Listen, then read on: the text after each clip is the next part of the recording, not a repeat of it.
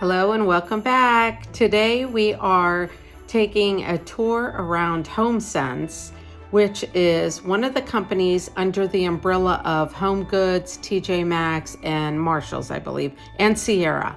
So I had never been to a HomeSense, and we just happened to be in an area where they had one. So we stopped by, and this video will show you what we found. And I did pick up a couple of things, and you will see those items, and I will mention them in the video when I take you on a tour of how I decorated my house for the holidays. So thank you again for being here.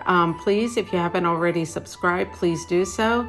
And also, if you are so inclined, please like the video and share and hit that notification button so that you know when I upload. Have a great day. Happy holidays.